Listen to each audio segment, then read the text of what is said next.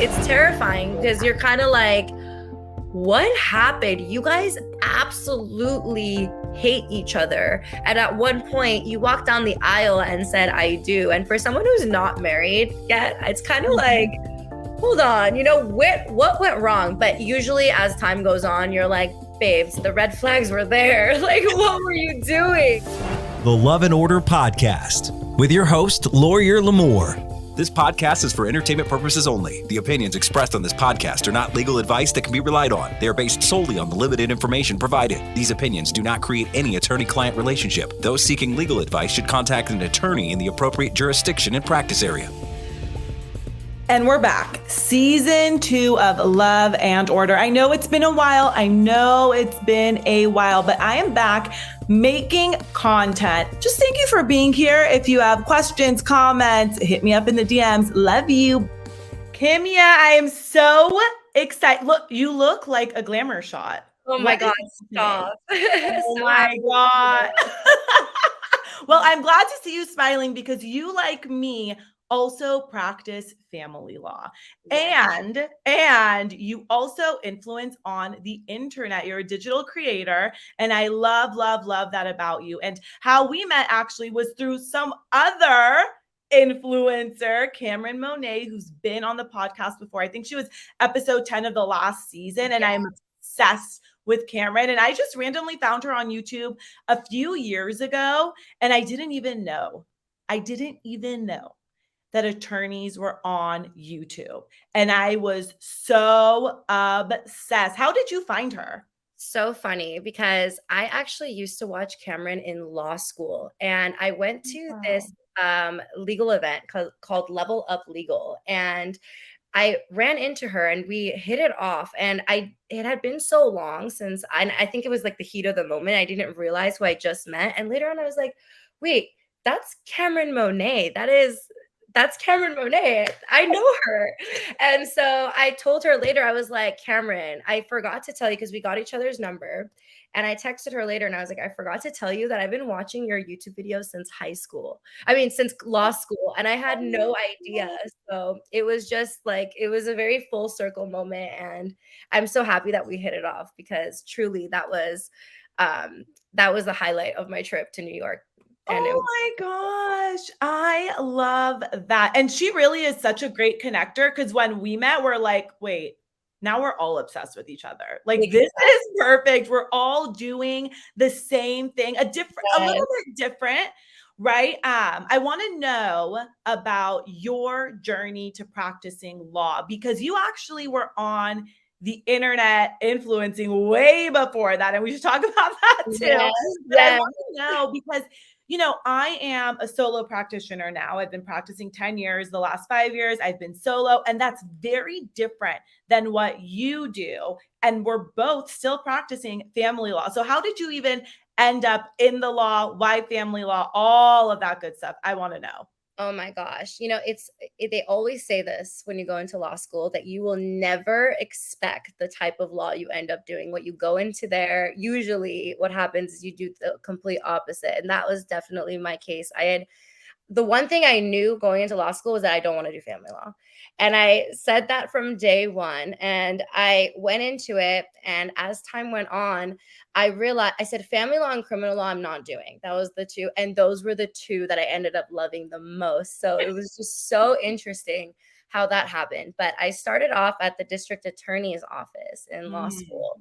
And I realized being in the violent felonies unit that I loved working with the domestic violence victims a lot of the times, just because there was just more of at the district attorney's office, you don't work with victims too often closely. You have victim advocates for that.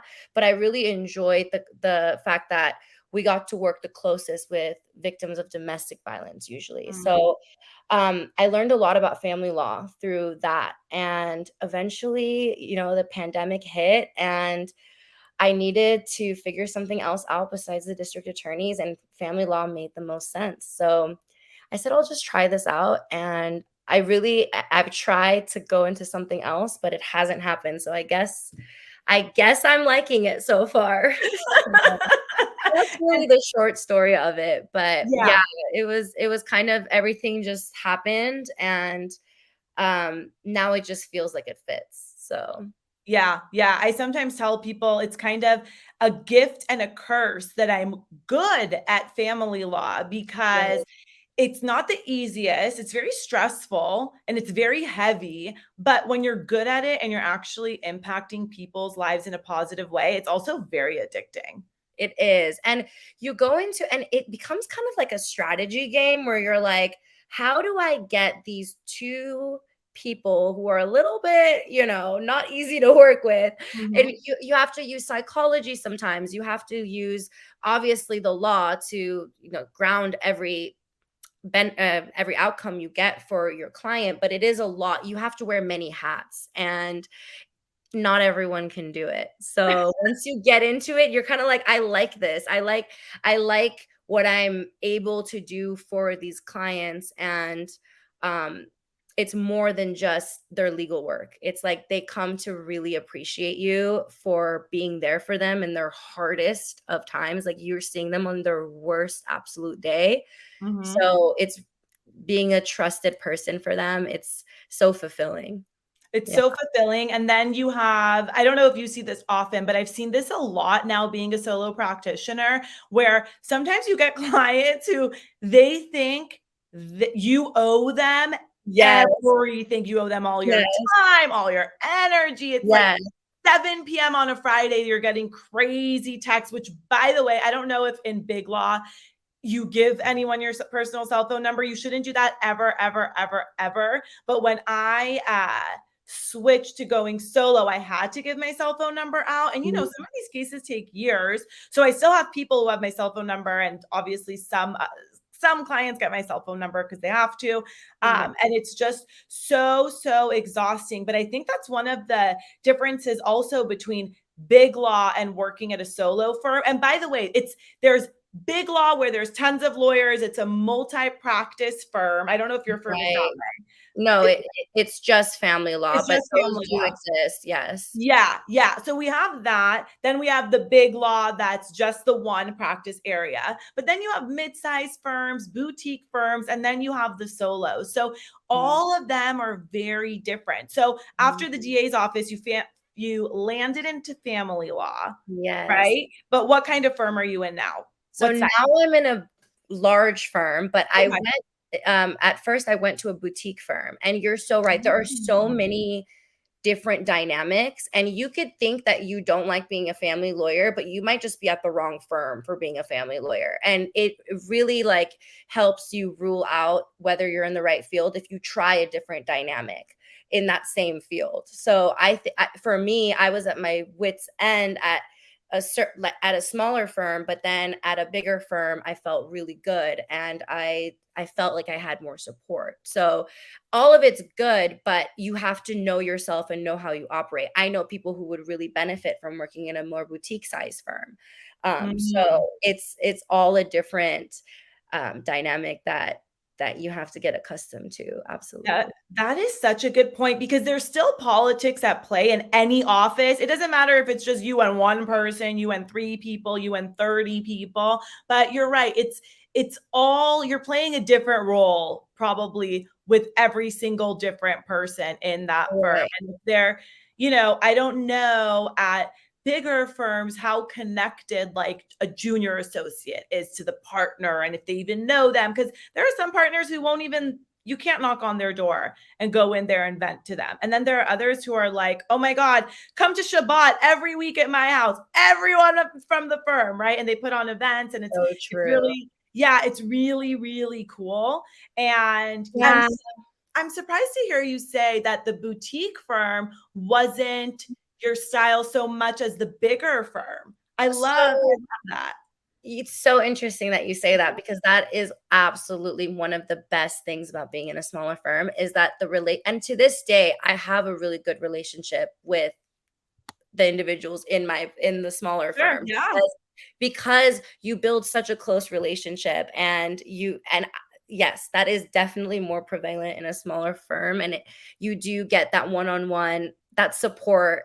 So it feels good, especially because we had to go into the office every day at the time. And now working from home, obviously it's a little bit of a different dynamic for that reason as well.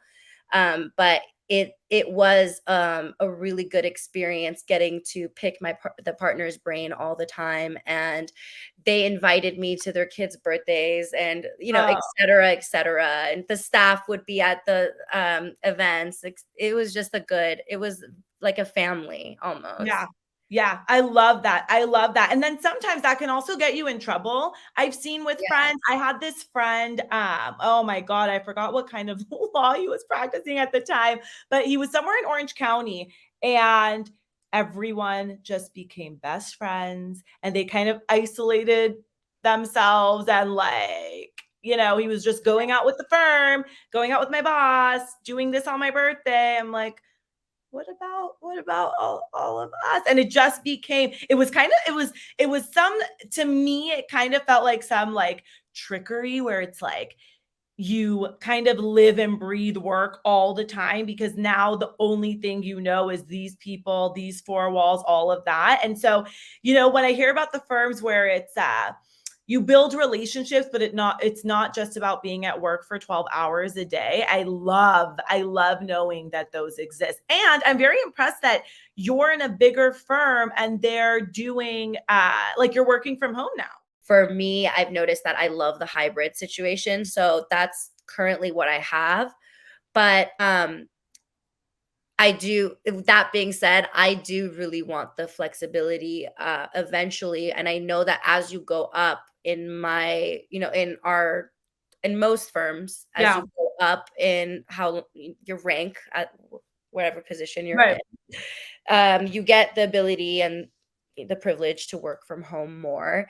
And so it's kind of, you're still answering to someone else at the end of the day, which you get less micromanaging, but you're still answering to someone at the end of the day for that reason, which can be frustrating. But yeah, it definitely has its pros and cons. And one thing I was going to say before I forget really quick, just circle back. Yeah. I so agree with you when you're saying, like, it's a fine line, right? When you have a firm that's so like, we're going to hang out all the time, we're going to encapsulate you, we're family. So pros and cons with everything, right? Is like, you feel, especially, I mean, myself, when I feel really close with somebody, they're like my friends, it's harder to establish certain boundaries at work. And I think when you have that relationship, it's not easy to communicate all the time. It creates a little bit of a wobble when you don't want to maybe do something as a employee, but you feel obligated as a friend, which, it can get a little confusing. So I definitely think that there's a balance, as with everything. What a great point. Yes. Boundaries. First of all, boundaries just in general, we all need help. SOS, we all need help. Boundaries at work. Oh my God, especially when you're in your first couple of years, it's like, what do I do? What shouldn't I do? How nice can I be? And it's kind of a sick world, the law, because you want to be really nice, but you don't want to be taken advantage of. You want to be taken seriously, but you don't want to be cold to everyone. And you want to be a lawyer, whatever that looks like, but you don't want to lose your personality, right? I talk to so many attorneys, and people have told me that their imposter syndrome has gone away just because they're now seeing attorneys like us on the internet. Like, we are real life attorneys in the flesh with personalities. And sometimes we're not even talking about the law. Right.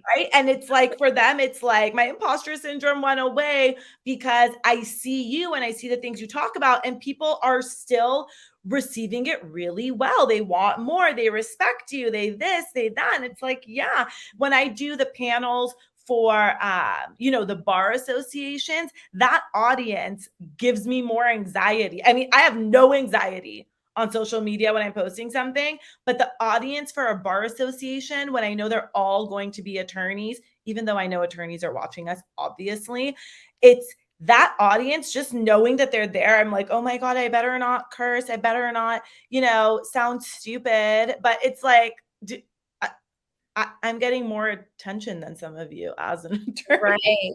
And you're inspiring people who have this very black and white idea of what a lawyer is, the stereotypical idea of what we are. And they're just like, that can't be me. And they can't fathom a possibility that you can have duality in your life. You can have so much more than just, if you think that you haven't, a lot of people also, they think that, oh, I haven't done it yet. It's out of the window for me as well. And that's another, people who are doing it at different phases in their life. I've seen a lot of attorneys who are coming forward and saying, this is my second career. Women showing up and of different races, of different colors and backgrounds, and just different educational backgrounds. And I always used to think I had to have a 4.0 in high school. I had to be perfect student in order to get into law school, be a lawyer. And, that's not true. I can attest to that because I definitely did not have that. Yeah. And sometimes I look around and I'm like, well, you said you did have that. And I feel like I'm better at my job than you are. And that's saying that because I'm a little biased too. But at the end of the day, sometimes you notice people and it's like, I'm no different. We're both here. We're both here now. We're both in the same courtroom and having this conversation. So none of that matters. And people can judge you all you want, but look, we're still before each other in the same place. So what do you can't. I love that. I love that because when you're in law school, some people will also tell you, attorneys will also tell you, no one's going to ask you your GPA when you're an attorney. Right. No one's even going to ask you what law school you went to. Right. You either connect with a potential client, connect with the partners at a firm and they hire you, or you don't. Right. They ask you and they're like, oh, okay. And like, that's it. Like, it's they don't care. And we put so much pressure on ourselves where we're to the point where like, we won't go to law school if we didn't get into this. And it's like, you shouldn't have been in law school to begin with if that was your focus. And honestly, this is something I always tell people who are in the midst of applying to is if your school is really credible and it's, it doesn't make a difference for you, then you need to go to the school that gives you the best scholarship and has the best support. Like if they're comparable, because the name, it doesn't, it doesn't matter, and try to minimize your loans as much as possible.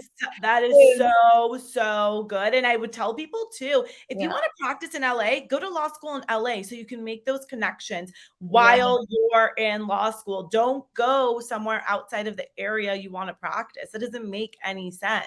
Yes, it was hard for me because I went to school in Southern California and I'm now practicing in Northern California. I had to call on all my connections from, my family and like my friends here to get to get in. So, don't discredit that ever if you don't have a connection. But at the same time, professionally, I didn't have an in here. So that's such a good point. That's such a crucial point. And these are the things you should care about, not like, oh, is this the more popular school, whatever. Oh my God, no. It doesn't matter. I'm so glad that I didn't end up choosing the more popular school, and I chose the school that gave me the best scholarship, and I ended up loving it, even though it was a smaller school. So best. Yeah. I think with attorneys now, they think that the payoff with going to law school is going to be so great. Whereas if you're monetarily looking at going into law school, it might not be worth it for you when you consider the loans, when you consider all of these factors. So I think for people who are thinking about going into law school, it's very crucial for you to ask yourself, why am I going? What do I want to get out of it? And if it's just for monetary reasons, that you might need to rethink it, because there are so many things that go in, that we don't get told. And I never was told about the loans, and you need to choose a school that gives you the best financial opportunities, et cetera, et cetera. So I really think that was kind of kept in the dark when I was applying myself. But for sure, you should definitely hone in on the reason why you're choosing to go to law school, because ultimately, if you're going into it for finances, you might be a little disappointed. And I think the main source of income for lawyers is other things besides law, or if they have their own practice, you know, they end up doing pretty well for themselves. But such a good point, because if it's about, oh my God, if it's about money, don't do it. don't do it. Don't do it. Don't do it, because you will not last, and you will be miserable, and you will be so bitter all the time. All the time. You're going to see all your tech friends. You're going to see your tech friends. You're going to see your friends on the internet who are influencing and making more money. And, you know, it's funny because some people look down on attorneys who are on social media, posting a lot. They have an influence, they have a community. But it's funny because the ones that I know look down on it are to me, no offense, they're nobodies. And the ones who have actually like told me they've watched my stuff, their clients have watched it because I've talked about their clients. Those are the ones where I sit there and I'm like, you guys are the ones who get it. Especially if you have high profile clients, you should be on the internet and listening to what attorneys are saying about the case and your client, because that could also help your case. Absolutely. I love that. Like That it's is you. true. Yeah, you're so, you're way behind the ball if you don't understand social media when it comes to how it could influence any of your cases, whatever practice area you have, whatever it is. And by the way, to the attorneys who still don't know how to take screenshots and screen sharing and all that, all those little things, it's like you need to learn. You need to learn how to do that, because especially in family law, do you see this a lot? I know you see this a lot. Why am I even asking? We get so many social media screenshots for all of our cases, exhibit A through M, all of it. Social media screenshots, text screenshots, everything. And it's just one of those things. Like I, at this point, thought we're in 2023. People know not to post stupid shit on the internet, but we just came off of an entire almost year of Kanye West posting crazy stuff. Oh, absolutely. Right? So, yeah. So it's like, I sit there and I'm like, oh my God. I think I even said last year with the Super Bowl, when Kanye was posting, it was like, I said something like, I feel so bad for the paralegal who has to sit there and take screenshots and screen recordings of everything Kanye's doing today instead of watching the Super Bowl. Like that really sucks, because he was going cuckoo on the internet, and it's someone's job to monitor. Someone's job, literally, to monitor his social media for potential cases. It's so funny, because I think the value of having younger associates at your firm is partly the fact that we all know social media and the internet. Right. Exactly. And every firm that I have worked at, I ended up being like the unofficial social media liaison for that firm, because they don't know. And I have to kind of hone in on the value of it and bring it up. But it's the social media aspect of law. And I always tell everybody, whenever you're posting or whenever you're communicating with the other party, always pretend like it's going to be read out loud in court one day. And Great advice. Before you send that message, before you do anything, ask yourself, if this was being read out loud by a judge in a courtroom, would I send this, or would I show this, where I post this on Instagram? And that'll make you think twice. But most people don't care. They really do not care in any way, form. Don't care. And it's like, oh my God, just ask us. Just ask us before you click send. Like, do not set. I mean, you can tell people that they're signing up to a software where parents are communicating with one another. There's so many out there. And you let them know, like, if we ever need to go to court, I'm going to have you PDF the entire conversation, and the court is going to see it. So make Absolutely. sure you're Those clarifying. softwares are really important for that Well, reason yeah. because it forces that person to think twice. So, yeah, for those of you who don't know, there's certain softwares for families who are going through divorces where they allow them to speak, they allow them to speak knowing that it's potentially going to be reviewed by a third party. So then at that point, hopefully they kind of sanitize their language and conduct themselves in a proper manner, and it just avoids hiccups when people have no emotional control and they're just Yes. going in on it. So it's very beneficial. Yeah. And a lot of times it's like the exhibits are screenshots from these platforms and you're like, you didn't even care that everything. You opened it. You didn't respond for Right, 3 days. I had to ask you 45 times. And then you read the message and it's like, fuck off, bitch. Why are you sending 25 messages in one day? right, And you're just sitting about there. my kids and Yeah. you're like, And you're like, you didn't write oh, that. You didn't write I that. know. We told you.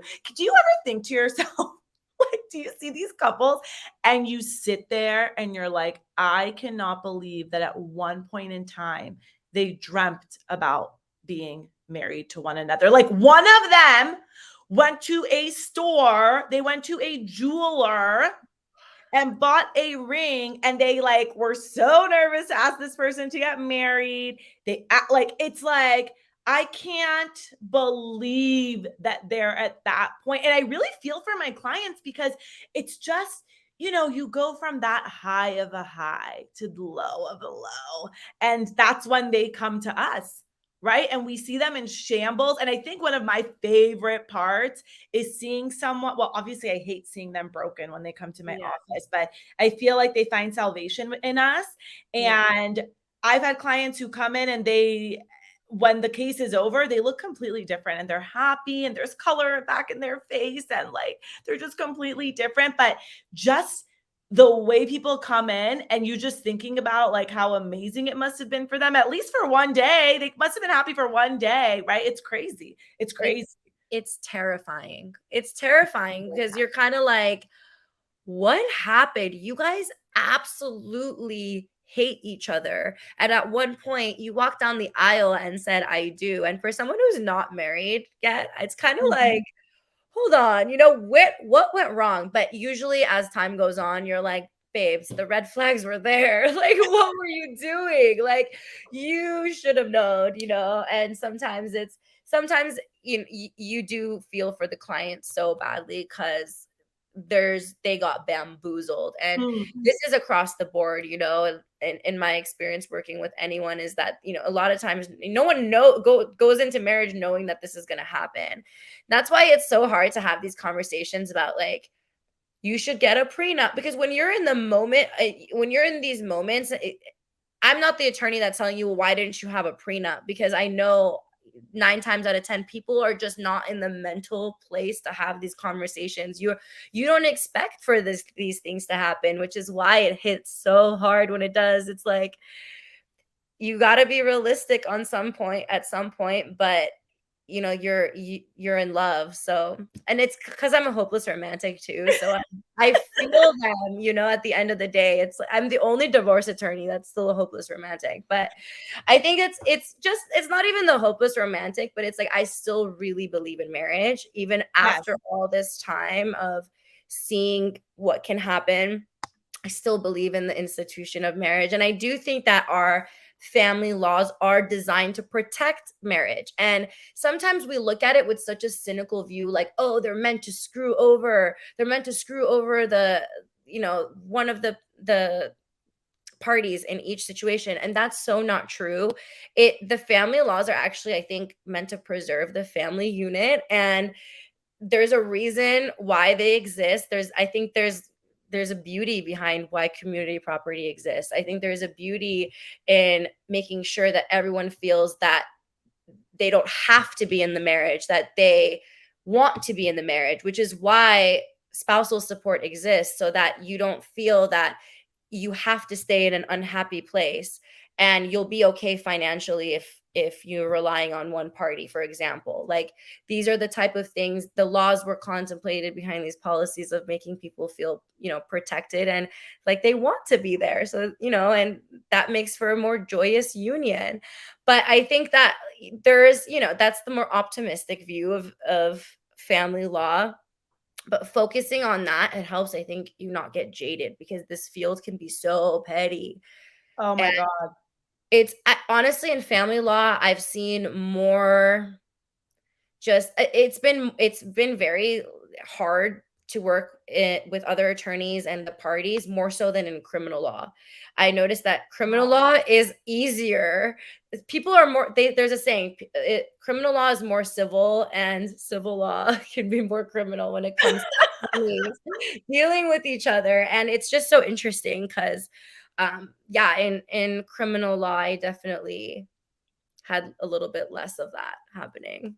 That is so interesting. I think there's also a saying that goes, in criminal law, you see the worst people showing the best of themselves or something like that. And then family law is like the best people showing the worst of themselves. Like, it's just the worst side comes out. And before I entered family law, I didn't believe that people were crazy enough to pay their attorneys so much money just to F with the other side.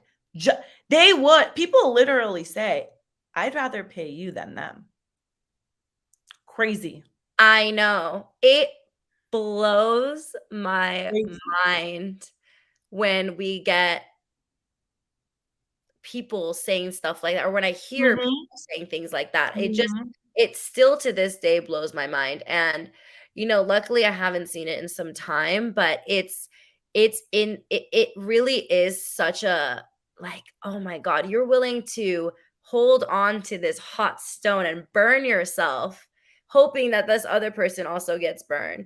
Meanwhile, like, usually, things don't work out for people like that, and it's never a happy ending. And so it's hard to balance these things, because you have to be honest and say, look, like, you're going to drive yourself insane, doing this. And at some point you have to put some value on your mental peace. But I think that a lot of people, they have this impression that, family attorneys, they will just go to the end and they will force you to be petty and they will do X, Y, and Z, which I know there's some out there and they exist out there, but I think it's important to really balance that out for your clients, because they're going to regret it at the end of the day. Like, I think that down the line, no one feels good, just unless they did something horrible to them, or which is usually the case, let's be honest. But even then,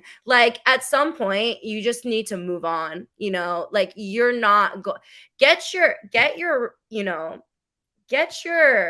lick back, as they would say.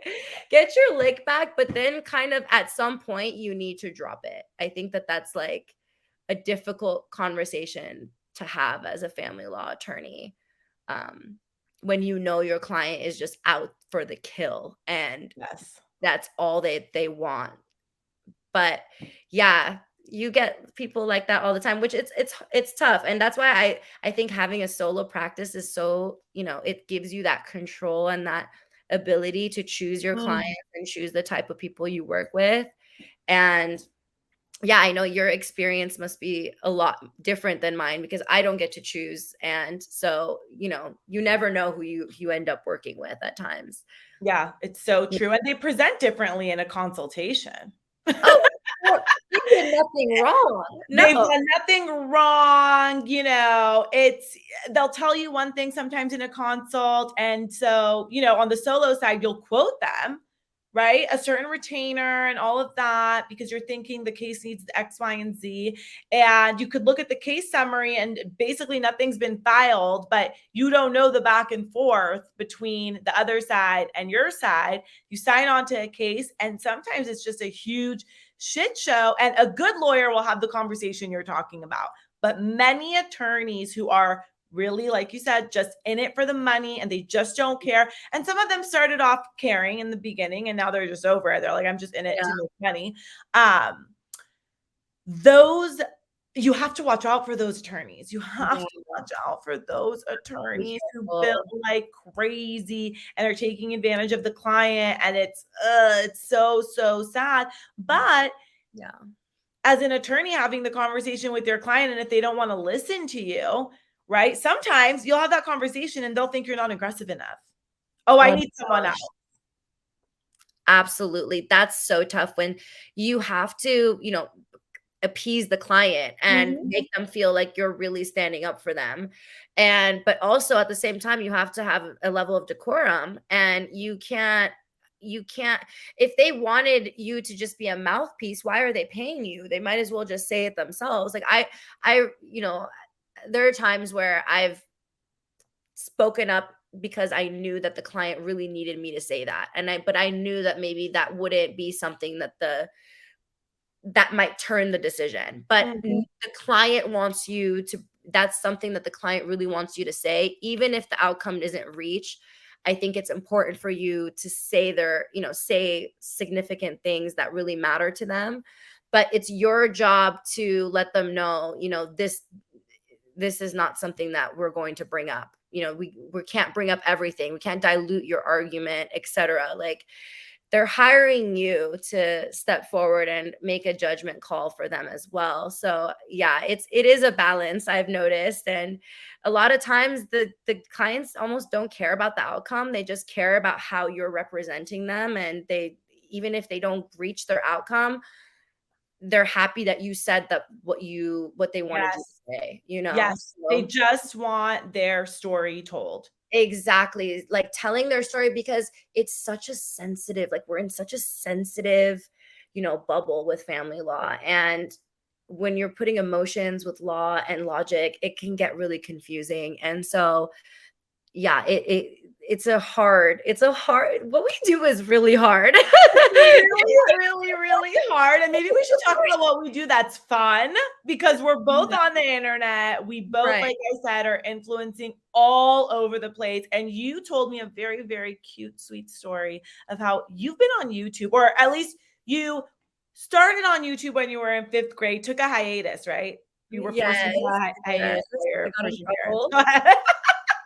Yeah. So tell us about that. I love it. I think it's so cute.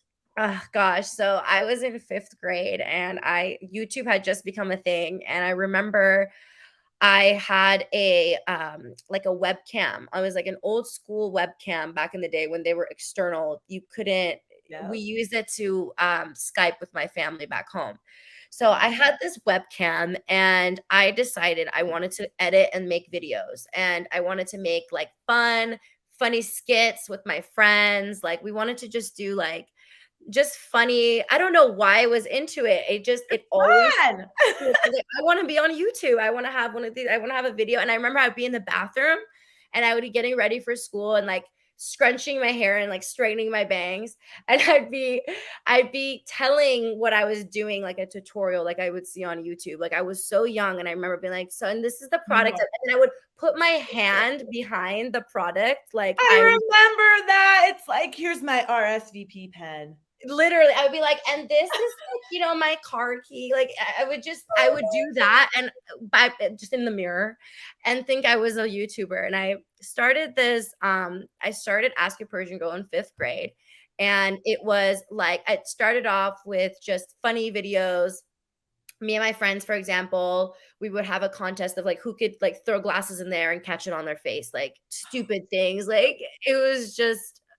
And then eventually, when some of my friends heard that we would make videos, they were like, oh, well, we're going to send you questions. And we're like, it will be anonymous. So at school, I would get anonymous questions and I would be like giving advice anonymously from the questions I got on YouTube. So some of the questions I got would be political questions. And yes, they were like, you're from Iran. Like, I remember talking about Iranian politics on YouTube, which is why my family in Sweden saw it They called my mom and they were like, your like 12-year-old daughter, however old I was in 5th grade, I don't remember, is on YouTube talking about the government of Iran. Like, you probably need to go figure out what's going on. Oh my God. And Oh, I that was was probably the worst time for me to take a sip of water. no, like, Oh oh my my God. God.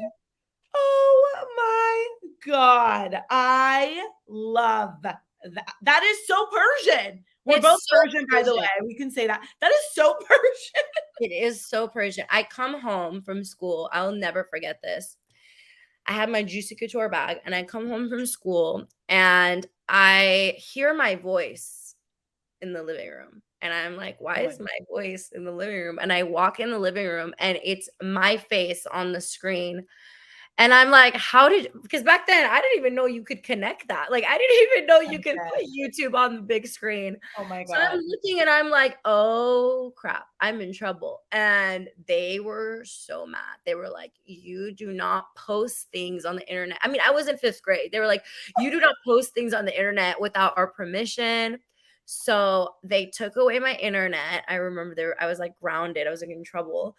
And they basically told me that, yeah, that I shouldn't do that anymore. So if it wasn't for that, no, I'm just kidding. No, legit, you would But be a legit, I still bring it multi-millionaire. up. Yes, you would be rich and famous right now. If you kept going from 5th grade and you were talking about politics already, whoo, oh my I God. don't even think I had one makeup video and I had like 3 politics videos. And I was like, what were you doing? That is What were you so cute, a little lawyer in the making. I doing? love, love, love that. And then when Thank did you you get for back? the nice thing. When did you get back on the internet? So yeah, I got back on the internet like 5 years ago.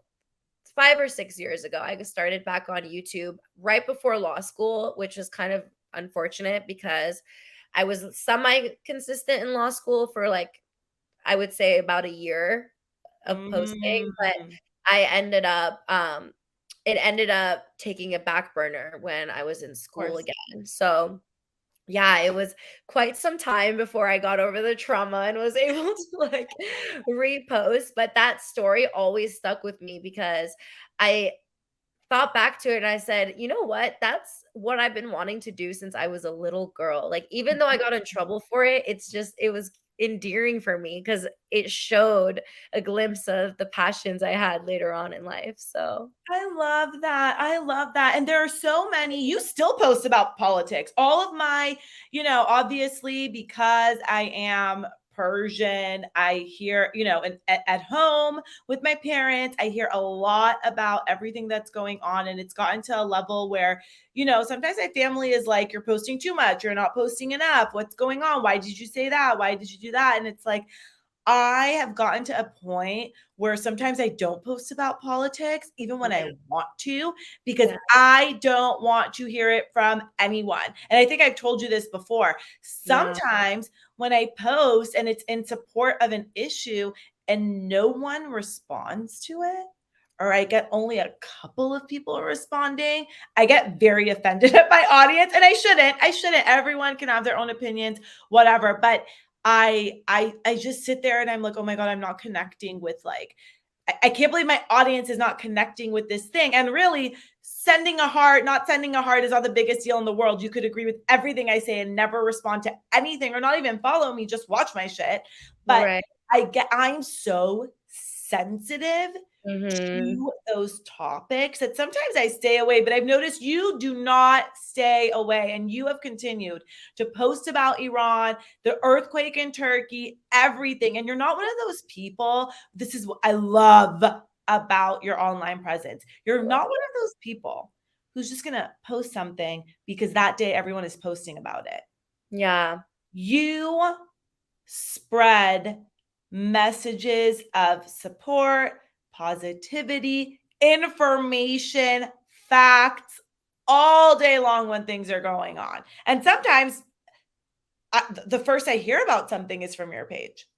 Oh gosh, I can't tell you how much that makes me happy to hear. It's, Like, it's yes. incredible. Ugh, thank you.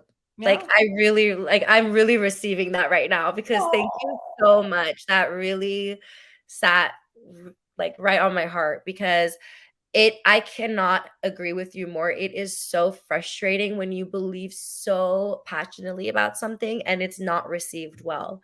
Like, more, Mhm. I've lost friendships over this, and part of it is so sad because, at some point you can't think about what others are doing. You just have to Yeah. focus on what you're doing and how you're, spreading information, and however other people receive it or react, that's not on you. You can't control that. You can only control how you give a message. Yeah. So for me, it was really hard to wrap my head around, from like the fact that a lot of my friends weren't posting at all or even talking to me about it. My Iranian friends, I'm posting these things and I'm not getting feedback from them. My Mhm. close friends, where we talk about hair, we talk about makeup, we talk about every all the topics, all the current events, and but we don't talk about that. And it really did not sit well with me for quite some time, but I realized the hard Mhm. way that you cannot convince people to do anything, and that the people who support you and your true soul tribe and the people who are on the same page as you, they will show that support, and it's worth it for them. And it's worth it for the people who have told me, I've learned something new because of you. I did not know this before until you posted. I don't care if X, Y, and Z thinks I'm annoying because I'm posting about this stuff. I don't care if, maybe this isn't good for my audience, whatever. Like, I don't care. It's for the people who didn't know about this before and they do now because they saw a post. And that's how much power we hold, because I'm just a girl. Like, I'm not really, I do this, it's what lights me up inside, but this isn't, like, I don't hold the type of platforms that others really do, but I'm proud of the people that follow me, because there's the people like you who react and they say, okay, I learned something new from your from this information. That's all that matters. And it's about gathering that group and letting them know this information so they can go out and be that person for another. Because it's the best part is when the non-Iranians are also, you Oh know my God. The talking about best. what's going on, or wherever. That's why I post about Turkey, because it's Mhm. like, I'm not Turkish or Syrian, but I am because I care about people. This is not just that I only support Iranians type of thing, but Right. obviously we're going through a lot right now. And you post all the time. I learned so much from you, so let's not even go there. You're so sweet. I just That is my favorite. Absolutely. Like, honored to even be here if I haven't said that already. And so I really I love that we're getting together and even talking about this. And for those of you who don't know about what's going on in Iran, we're in the midst of a revolution, essentially, of getting rid of a murderous dictatorship type Hitler like Mhm. regime, and replacing it with something that allows Iranian women and Iranian men to have freedom for the first time in over 50 years. And we've been living under this really repressed government where people are getting killed for literally protesting peacefully on the street, not covering their hair properly. It's just, I don't even know. We don't even have time to Right. No, go you're into right. the atrocities that this government has done, is killing the youth, just horrible things. And it's all about spreading the awareness about what's going on and making sure that people who didn't know now. And if you see a post about Iran, this is what's happening. This is why everyone's, making all this Mhm. fuss. 100,000 people in LA last weekend. That's Oh my God. So crazy. hang on. Okay. In Beverly 100,000 people. Hills, in Beverly Hills, California, Los Angeles, California, West Hollywood, California, we have protests in support of Iran and a lot of other issues, a lot of other political issues. And I go to all of them. I post about them, I do lives, everything. The one weekend I go to New York, we have the biggest gathering of Iranians and Iran supporters in downtown Los Angeles. And Limor, who lives here, was not there. And Kimia, who lives in Northern California, was there. LaMour was not there. I could sense it too. Like there was a person, there needed to be 100,001. So I know. And honestly, I was like, I messaged you and I was like, where are you going? And you told me you were in New York. And it's so funny because I know you would have been there. And you're like, my mom and sister are there. Right? Oh my, yeah. It was like, my family's going, I'm not going to be there. No, my family was the one who planned it. And so it ended up working out. But just seeing my family, like my our parents, they grew up when this, like our parents were teenagers and they suddenly were told that they don't have rights. Imagine if that happened when you were a teenager now. No. We could never do what our parents did. You take my cell phone away, I'm probably going to put a hit out on you. Like, it's like they came to this country with nothing. No one knew what a Persian was. Okay. I was in 5th grade and someone told me they've never seen a Persian before. So imagine for our parents. And by the way, most of our parents, highly educated, doctors, lawyers, amazing business people. They came to this country, they weren't shit. And in other people's eyes, in the American, the way other people looked at them. But their lives were flipped upside down at a time where similar things were happening and they had to get out. Like it's crazy to think about. Oh my God. I was just talking to my dad about this today. And it's so interesting. He tells me this. He's like, Kimia, the trauma that we experience coming to this country, like the trauma we experienced in our old country and having to undo basically what we were told there and having to undo that here. He's like, it took me probably 30 years. And learning, and he's like, since you were born, essentially, I've been having to undo this. And he said, when I first came to this country, the saddest thing, and hearing him say this made me so freaking sad.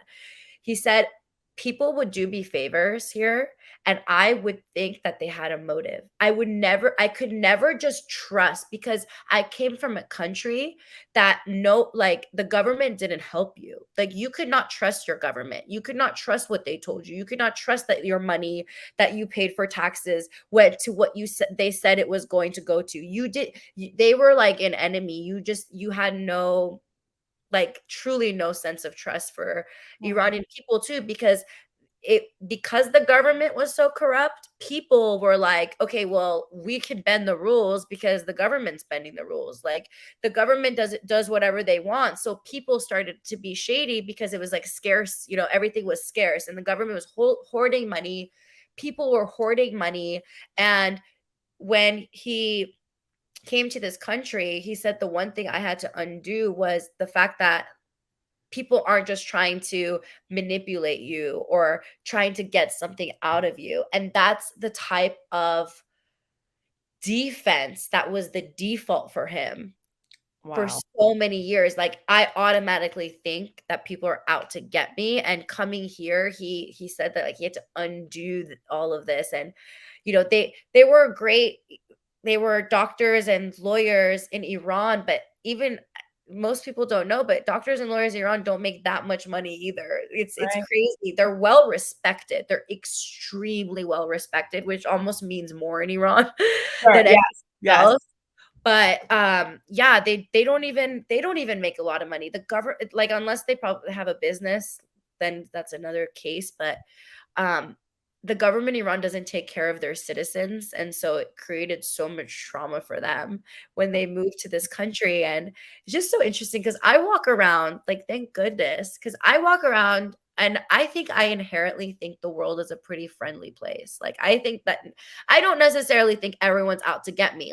If someone's really nice to me, I'm not like, what do they want? Maybe if they're really nice, No, I'm with you.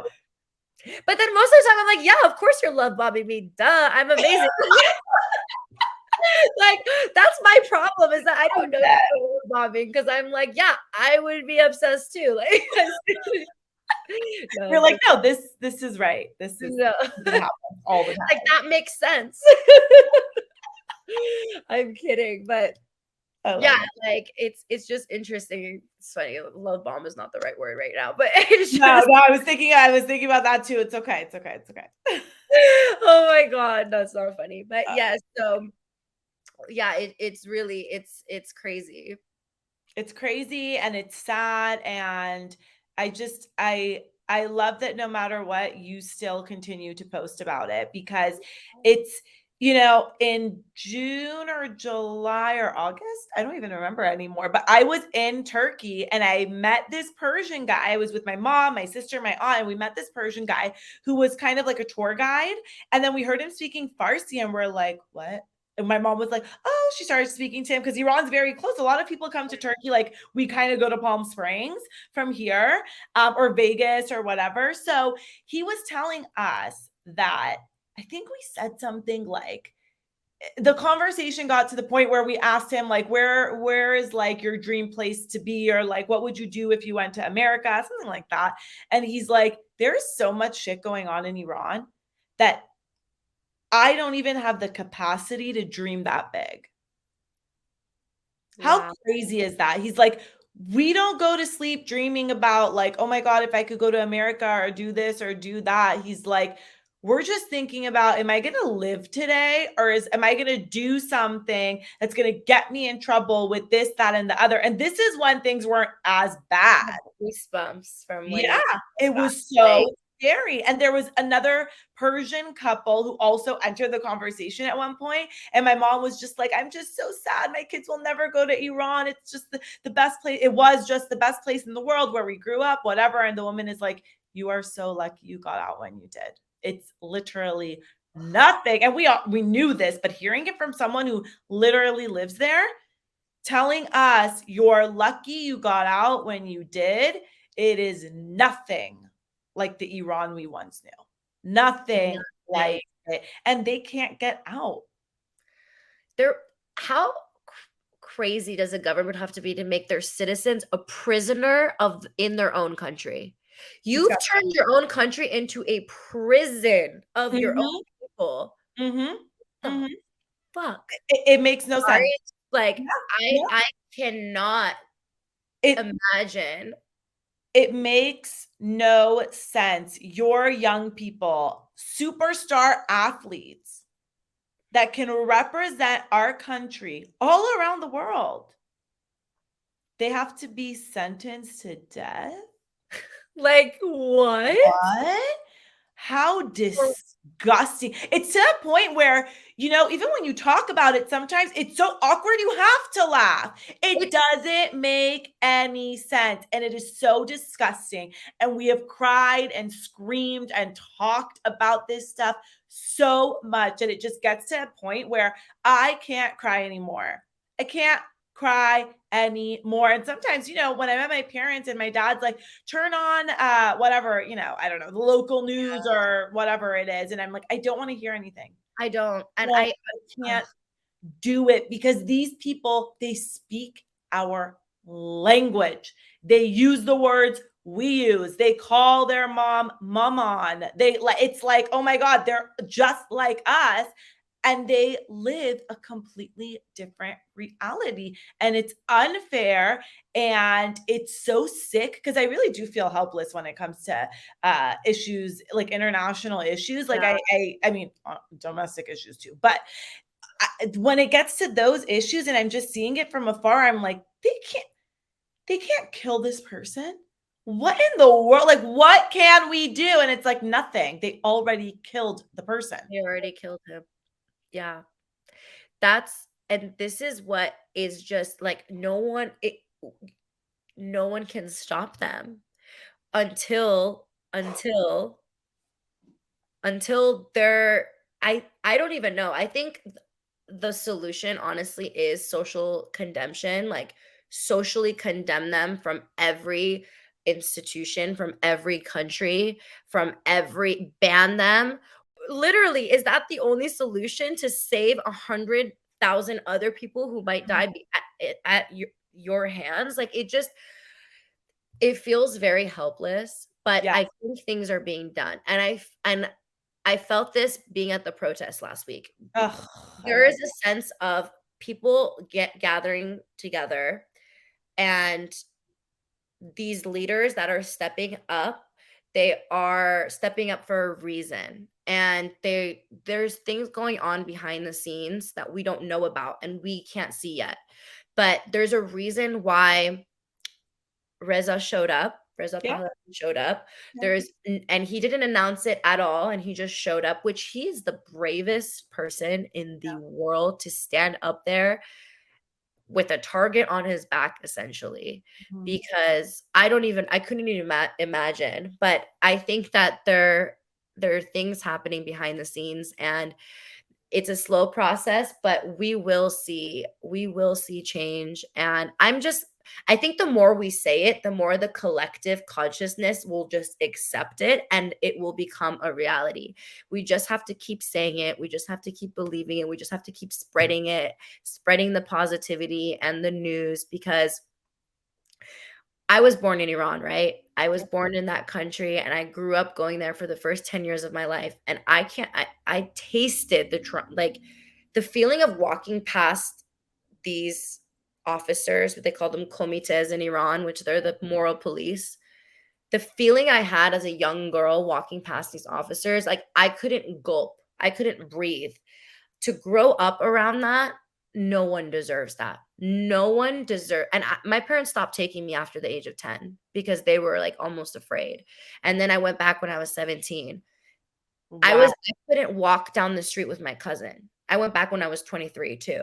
And I had to be more and more careful and experience less and less freedom. When I was a kid, it was fun. It was amazing. But the older I got, the more miserable I could see it would be to live there. And no one deserves that. And thank God for our parents. Like, thank God for them bringing us out of that country. That they sacrificed everything so that we could have this. And we would not be lawyers in Iran. There is no way I would be defending those freaking laws in a million years. I would have been put to death years ago. I would have. If I didn't die in the first wave, I would have. Yeah. Second wave. Absolutely. And again, this would have been done for. You would have never survived. No, never, ever, ever. I'm sorry, I'm laughing, but it's. I know we're laughing again. It takes you to such a deep, dark, sad place that this is the result of, like, this is how we deal with it now. This is how we deal with it now. And I really, really encourage people to do the research yourself every day. Something crazy that you would not believe is happening outside of our bubble. And when you see something that, anything that piques your interest, when you see it on the internet, research it more. Like, you hear about something crazy going on in Iran or an earthquake in Turkey, research it more. Don't just read the things that are posted on the internet. And more than I do, a lot of people, when it comes to their persona online, some influencers don't even like to post about politics, which I hate that. I hate that some people have taken that stance. I want my page and my community just to be a happy place, at this place, at that place. Well, but we live on planet Earth. There are a lot of important things going on. And if you lose followers, if you gain whatever it is, it's like, who cares? That is crazy to me. Some people, you don't even know their political affiliation. That's fine. You want to keep it to yourself. Okay. But in this day and age, not to even know that, because I can't even tell what kind of person you are and where you stand on even the most basic issues, is kind of weird and gross. Like, I don't respect that at all. I'm not into that. How do you feel about it? It's such an icky feeling. More like, I can't tell you how shitty it feels when your close friends are like you find out and it doesn't come out until something like this happens, because you think, okay, like everything else was kind of political. Well, maybe not everything, like, there's like certain things that are not political. So you don't see that side of them. But with this, I'm like, okay, here's my Iranian friend. I know you're not political, but this, I mean, people are dying. Like, this is not, like, literally girls are getting killed. And this, I know this bloody picture isn't pretty, like, it's really not. And I get that. But if you're not even impacted even a little bit, you don't have to repost, everything, but not even spreading a little bit of education. Like, you don't have to, if you don't want to spread some of the graphic imagery, I understand. But there's other things that you can do to educate people. And people are like, or they'll say, I only have 300, 400 followers. Why should I post? I don't know anything, or I don't know a lot of people. And that's not the point. It's even your 300 followers, you tell one person knows now and they didn't before because of you've done your job. I had a lot of friends who also told me that they didn't want to post because of their family in Iran. They wanted to be able to go to Iran eventually in case that this didn't happen. And this one's tricky for me, because in the beginning, I honestly was like, that's not an excuse to me. And I did end up like giving up friendships because we got into this huge argument about that. And I realized, number one, I'm going to mind my business from now on. That was number one. And number two, funny story. And I'm going to say this on your podcast. I love it. To be real. 6 months after this happened, like, no, not even 6 months, like 4 months after, recently, my grandpa, so I was judging somebody for not posting because of their family. My grandpa comes back from Iran and he tells me, like, hey, like, be careful about posting. Like, don't post too much because you want to be able to see us, like, think about us type thing. And I remember thinking, like, damn, like, now I'm in that position where I'm being told not to post. And this is what my friends were saying that was happening to them. But I didn't accept it at the time. But you know what? I didn't care. Not that I didn't care about him, but I didn't care about me not going back to Iran. They're not going to do anything to him. It's the fact that it would be the fact that I wouldn't be able to go back to Iran. And I was just kind of like, I want to go see Iran when it's free. And if everybody was concerned about this, then Iran will never be free. If everybody was concerned about going back there one day, like, we have to stand up as a collective. And I realized that, not everyone is going to be that diehard as you and that, like, brave and courageous, and that's okay.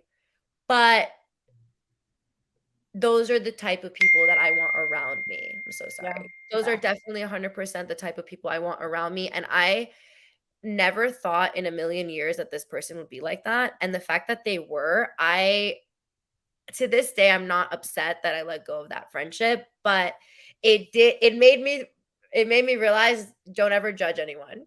that was the end of the story. But it was also, don't judge anyone and be, compassionate, but also, know yourself. And the fact that regardless of that, we still want to post, that shows so much, Yeah, I'm so with you. It's like, first of all, some people are not online every single second of the day, and they don't see something that's even worth reposting. And it's not only about that, it's about going to the protests and talking about things with your friends and having those conversations. And I just think that if you have any platform, and I always say, we all have influence. Like you said, 300 people, 30 people, 3,000 people, 300,000. You have influence. If you're on the internet, if you're walking around the world, you're influencing something somewhere with someone, right? You're always doing that. And we're all just setting examples for one another. So I just, the people that just take a hard stance about not posting political stuff when they have a big audience, I'm like, ew, that is so, like, I have always wanted an audience because I want to make a good impact, what I believe is a good impact. And to see people not using their stage for things that they can use, like things like this. It's like, it's just so, like you said, really it is icky. It's just icky. And like you also said, you don't know what's going on, behind the scenes for people who aren't posting. You really don't know. But let's get off this topic because I'm about to cry. Yeah, And it's like almost Shabbat, and I'm about to speak to my entire family about everything that happened in the Oh my in God. politics all week. So let's end on this note, because you said that you're not jaded when it comes to love, even though you're in family law. And that's one of the biggest questions that I get is, so do you still want to get married? Yeah. For me, the answer is yes. I know the answer for you is yes. Yes. Right? If anything, I feel like as compared to some other people, I'm not saying my clients, I'm not saying my friends, I'm just saying some other people that I've seen. I feel that this field has given me such a better foundation to be in a healthy relationship and take it farther than any other thing I have experienced. I think I've learned more being in this field than I've learned in different relationships. Oh my gosh. You hit the nail on the head with that. You are so right. I have learned more in this field than I probably learned in my dating experience, because we are seeing mistakes that we are learning from everyone's hardest mistakes on the daily. I mean, imagine if we were to make all of these mistakes ourselves, we would never even make it through one lifetime. So we're getting so many life lessons just by sitting and working with people who've gone through it. And honestly, I cannot, yeah, it's been such a good, and it's been real. It's been real because just like we said in the beginning, how you don't expect the marriage to end. You don't go into it thinking that you're going to get a divorce. So when that day comes for some people, unfortunately, the fact that they never even thought about these things, they never even crossed their mind, it can be so hard for them to take, and they didn't know to look out for it. They didn't know to look out for X, Y, and Z. We know what to look for. We know, like, the type of people that will screw you over in the end, and the type of people who are, good people. Even if it doesn't work out, they're fair. They don't want you to crumble and dissipate into the floor. They want you to still be on your feet and like have a life, So I think that I've learned so much also about relationship dynamics, because I've actually had people get back together, and I can tell with which couples that beforehand that they're going to get back together, they're going to resolve things. And just seeing the differences between the couples that you're like, how did you two even stay in a room together? And wow, even now you have healthy relationship. Even after you've divorced, it's continued that you have a mutual respect for each other. When I see, even if things don't work out for people like that, when I see that, it gives me so much happiness that there's good people out there who've just decided that they're not happy with each other. It's rare. It's very rare. But it is so beautiful to see that even if you're a good person, even if you go through a divorce, if you're a healthy person, that you'll be okay. You just have to choose wisely for a partner. You just have to choose wisely. And God, we save so much heartache if you will save so much heartache if you just get to know the person you're with. Not to say that people don't switch up and change up and they're not fake and manipulative, but I feel like if people just took dating as seriously as they take just the timeline itself, right? People have like this age thing, and obviously we have a biological clock and all of that. But, I see a lot of people just getting married to get married, right? And it's like, no, hang on. You're picking a family member, and you're picking a family member that you could potentially create humans with. I'm going to need you to know more than just a little tiny bit about them. Like something that I'm starting to ask on even first dates, which is like not, probably not the sexiest thing to ask, is how comfortable are you with someone not contributing, or if to with your wife not contributing to the bills for a little bit? That, I mean, not a first date question, probably. That's probably like, no wonder Just you're do it so on the first date. Just do it on the first date. If you're dating an adult, like that's an okay first date question. I honestly, I don't disagree with that. I think it depends, how comfortable you are. But I'm not gonna ask that on the first date, for sure. The second date, and sometimes I've even asked it before, like before I've even gone on the date. It's like a requirement of entry. Like, how do you view that? Because the reason why I say that is and this is maybe a little off topic, but I think that if a family has more of a traditional role dynamic, a little bit, a little bit.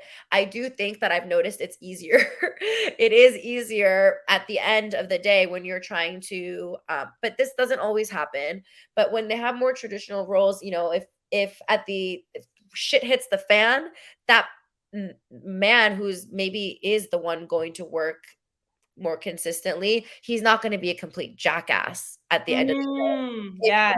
I but sometimes people think that, they're going to take advantage of somebody who's not working. That's also true. So you have to be careful and you have to balance that. But a lot of times you going into relationships with people who from the beginning have this type of provider mentality, for women who are looking to be stay-at-home mothers, for women who are not looking to work constantly, you need to find a person who is an ultimate provider type, because if things go wrong, then he's still going to have that same energy. He's still going to be that type of person. And you'll know by the way he treats others. So his business partners, if as soon as stuff hits the fan, he wants to like rob them dry, or he wants to be a certain way, you need to pay attention to these things. You need to pay attention to how he treats waiters. You need to pay attention to who his character is. And it's not always going to be the sexiest conversations, obviously, to have, but you need to get all of this out of the way. Like, know what type of values he really has.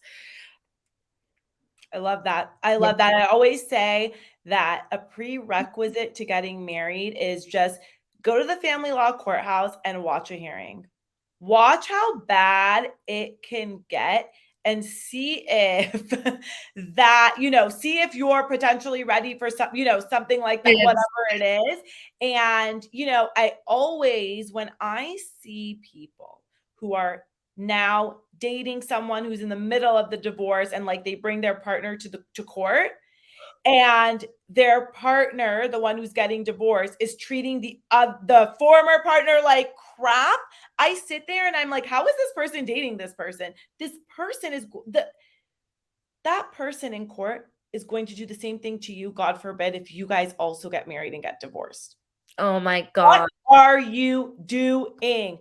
What are you doing? And I love the fact that you gave an example of a question you would ask, because just today, literally not even 8 hours ago, I was talking to someone and I said, I think a really good question for someone you're dating, whether it's first date, second date, whatever, is what is the worst thing you've done to someone you were dating, and do you regret it? Wow, that's juicy. That is a juicy one. I love that. It's so good. It's so good. But again, you have to be prepared. I was going to say, you have to be prepared to answer that same question yourself. And like your question too, you have to be prepared for that person to say, how would you feel if I had to stop working, or I lost my job, or I couldn't contribute X amount of time? You have to be prepared, because what did we see? We are still living through a pandemic, and we saw the worst of it in 2020 when people who thought they had secured jobs literally were unemployed. They didn't need a 2-income household at one point. Now they need a 2-income household, and they don't even have a 1-income household. Like, Oh my God. crazy stuff. So I think, dude, those are some good. Those are so really good. Because I'm sitting here and I'm like, oh no. I love it. I love it. Literally, like, no, I'll take the shot. I won't answer. Never mind. I'm like, okay, I'll take the shot. Tequila. I love it. I love it. Well, thank you so much for being here. Your beauty, your brains. I'm obsessed. And in the comments, please let us know how you would answer those first date, second date, third date, whatever questions, because I'm so curious. And maybe I'll do a TikTok on those kind of questions. I loved your question. I think we need that. I loved yours. That is such a good one. You're such a great energy, Limor. Always, it's such a pleasure to be around you always, and I cannot wait to see you again. I know, I cannot wait to see you again. And in the meantime, on TikTok, you're Ask a Persian Girl, which, by the way, what a great handle. Okay, you really should have people sending you questions and just answering them on the internet all day. But that's your TikTok handle. What's your YouTube? My YouTube is also Ask a Persian Girl. Oh, it is. It's Ask a Persian Girl. Okay. And your Instagram, do you want to? Yeah, my Instagram is Kimia K. Kimia Kay.